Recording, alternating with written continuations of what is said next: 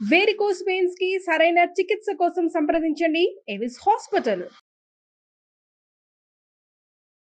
నమస్తే రమగారు. నమస్తే జయ. రమగారు, చిన్న పిల్లలకి అలానే పెద్దవారు కూడా దిష్టి తగిలితే నల్లతాడు కట్టుకుంటారండి. పిల్లలకైతే మనం 2 చేతులకి 2 కాళ్ళకి కూడా 11 రోజుల లోపు 11 రోజున గుర్తులేదు సరిగ్గా నల్లతాళ్ళు కడతాం. ఈ మధ్య మనం పెద్దవాళ్ళ కాళ్ళకి కూడా చూస్తూ ఉన్నాం. నిజంగా దిష్టికి నల్లతాడు పనిచేస్తుంది అంటారా? దిష్టి అంటే మనం చంటి పిల్లలకి ఏం చేస్తాం, 11వ రోజు కొన్ని ఇళ్లలో 11వ రోజు స్నానం చేస్తారు, కొంతమంది 9వ రోజు స్నానం చేయించే విధానం కూడా ఉంది. స్నానాలు చేశాక పిల్లలకి నల్లతాడు అంటే ప్రతి వాళ్ళు పిల్లాడు ఎంత బాగున్నాడో అన్నా దిష్టి తగులుతుంది. ఏమిటమ్మా పిల్లాడు ఇలా ఉన్నాడు అన్నా కూడా పిల్లలకి ఆ ప్రెషర్ తగులుతుందని ఈ నల్లటి దారం కానీ ఏదైనా ఉంటే డార్క్ కలర్ ఈ నలుపు ఆ నెగిటివిటీని లాక్కుంటుంది అని మనం సాధారణంగా వినేది ఏంటంటే, మనకు తెలుసు మన శరీరం చుట్టూతా ఆరా ఉంటుంది. అవును, మానవ శరీరం చుట్టూతా కూడా కంటికి కనపడని ఒక పల్చటి కాంతి వలయం ఉంటుంది. కళ అంటాం దాన్ని మనం. భలే కళ, లక్ష్మీ కళ ఒకళ్ళల్లో. అవునవును, కనపడుతుందా? అనారోగ్యం వచ్చిందనుకో, ప్రేతకళ పడ్డాడు మనిషి అంటారు. అంటే మరణాసన్నుడుగా కనపడుతున్న ఒక లుక్ వాళ్ళలో వచ్చేస్తుంది. ఆ చుట్టూతా ఉన్న వలయంలో ఉంటుందన్నమాట. అది ఎవరైనా బాగుంది బాగుంది బాగుంది అంటే ఈ వలయానికి తూట్లు పడతాయి. అవునా రమ్మగారు? పడేసరికల్లా ఏమవుతుంది, అది శరీరానికి తగిలేస్తుంది. దానివల్లే మనకి విసుగ్గా ఉంటుంది, అలసిపోయినటువంటి తలకాయ నొప్పి వస్తుంది, మొహాలు వాడిపోతాయి, కళ్ళు మూతలు పడిపోతున్నటువంటి ఆవలింతలు వస్తాయి. కొంచెం కనపడదు. ఒక వయసుకు వచ్చిన పిల్లలు అనుకోండి, వయసు అంటే ఇన్ ద సెన్స్ ఇప్పుడు మా బుడ్డ దానిలాగా 7-8 టపా టపా టపా పడతానే ఉంటుంది. పడిపోతారు, లేకపోతే క్రాంకీగా దేనికో ఒకదానికి నసగా ఏడుస్తారు, సరిగ్గా అన్నాలు తినరు, నిద్ర బాగా పోరు, ఇలాంటివి కనపడతాయి పిల్లల్లో. పెద్దవాళ్లలో ఈ దిష్టి వల్ల ఏంటంటే చికాకు, భరించలేనితనం, ఇన్సోమ్నియా వస్తుంది, నిద్రలేమి కూడా వస్తుంది, విసగట వచ్చేస్తుంది, ఒంటికి ఏదో ఆపాటం అంటే పని చేయగలిగినట్టు ఉండదు, ఒంటికి ఏం ప్రాబ్లం ఉండదు, కానీ వీళ్ళు పని చేయలేనట్టుగా అనిపించేస్తుంది, బద్ధకం వచ్చేస్తుంది. మనం కనుక ఇలా ఉప్పు కానీ ఏదైనా చుట్టూతా తిప్పామనుకో, ఈ చుట్టూతా ఉన్న ఆరా ఉంది కదా, అది పుల్ అవుతుంది, అది లాగపడుతుంది. అందుకని మనం ఏం చేస్తాం, ఇట్లా గుండ్రంగా తిప్పుతారు 3 సార్లు ఇటు 3 సార్లు, మళ్ళీ రెండో చేత్తో 2 గుప్పెళ్లతో ఉప్పు పట్టుకుని తిప్పే పద్ధతి కూడా కనపడుతుంది. నిజంగా రమ్మగారు, దిష్టి తీస్తారని నాకు తెలుసు కానీ ఆరా ఫిల్ అవుతుంది అన్న సెన్స్ నాకు తెలియదు. ఇప్పుడు మీరు చెప్పేది ఇట్లా ముక్కలు ముక్కలుగా అయినట్టు అయిపోయింది కదా, అది మొత్తానికి ఇట్లా పుల్లింగ్ అవుతుంది అనమాట, బయటికి లాగబడుతుంది. దాంతో ఏమవుతుంది, శరీరానికి రక్షణ లభిస్తుంది. మన విధానం ఇది సైన్సా ప్రూఫా నన్ను అడక్కు, నాకు తెలియదు. మా పెద్దవాళ్ళు చెప్పే విధానం అయితే అంతే కదా, పెద్దల నుంచే కదా అన్ని మనకి. ఈ ఆరా పుల్లింగ్ అయ్యేసరికల్లా ఏమవుతుంది, మనుషులకి ఉత్తేజం వస్తుంది. మళ్ళీ ఆ ఆరా ఎంత కలర్ఫుల్ గా ఉంటుందో మనుషులు అంత బ్రైట్ గా ఉంటారు.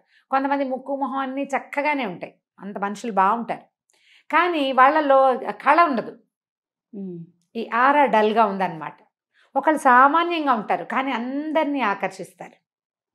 వాళ్ళలో బ్రైట్ని అంటే వాళ్ళ లోపల ఉన్న తత్వాన్ని బట్టి ఆరా ఇంకా బ్రైట్ అవుతుంది. మామూలుగా అందరికీ ఉంటుంది, లోపల చాలా ఉత్సాహవంతులు, ఇతరులకి సహాయం చేసేవాళ్ళు, ఏ చెడు ఆలోచనలు ఉండవు, స్వార్థపరులు కాదు, మంచి లక్షణాలు ఉన్నాయనుకో, ఆత్మ అద్భుతమైంది వాళ్ళది.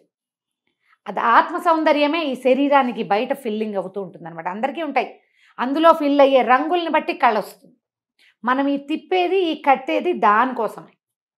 ఈ నల్ల తాడు కట్టుకున్నాం అనుకో, ఏదైనా వచ్చిన మన మీదకి వచ్చినటువంటి చెడు దృష్టి, చెడు ఆలోచన ఈ తాడు లాగేస్తుంది. ఈ తాడుని ఎక్కువ రోజులు ఉంచారు. చంటి పిల్లలకి మొలతాడు కడతామా, నెల నెలా మార్చేస్తుంటాం. ఈ పిల్లలకు కట్టిన తాళ్ళు కూడా కొన్నాళ్ళకి మాసిపోతే తీసేస్తాం. అవునవును. తర్వాత కాలికి కట్టుకుంటే అది కూడా 3 ముళ్ళేసి ఒక నల్లతాడు.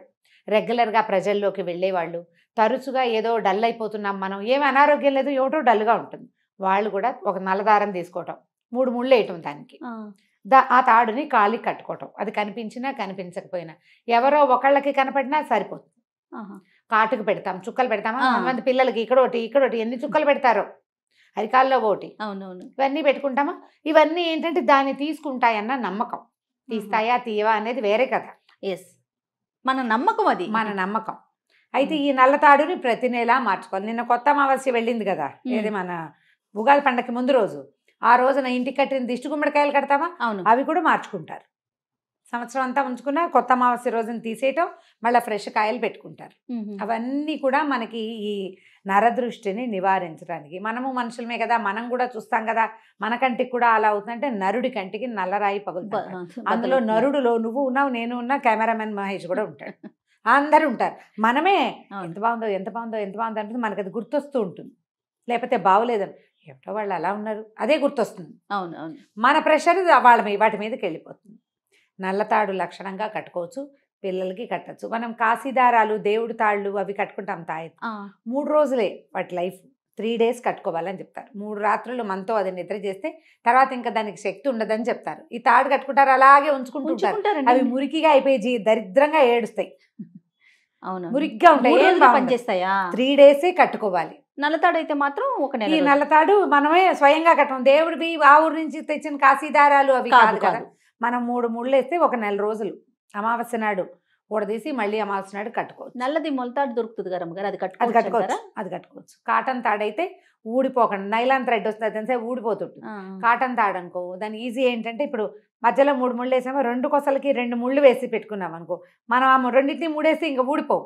ఎడ్జిలో 3 ఉంటుంది కదా, వేసి పెట్టుకోవచ్చు. పెద్దవాళ్ళు కూడా కట్టుకోవచ్చు. మనకేంటంటే ఇది మనల్ని రక్షిస్తుందన్న భావన ఉంది చూడు, అది ప్లస్. అది మనకి ప్లస్ అవుతుంది. అవునవును. ఇది ఇప్పుడు ఫ్యాషన్ గా కూడా కట్టుకుంటున్నారు కదా.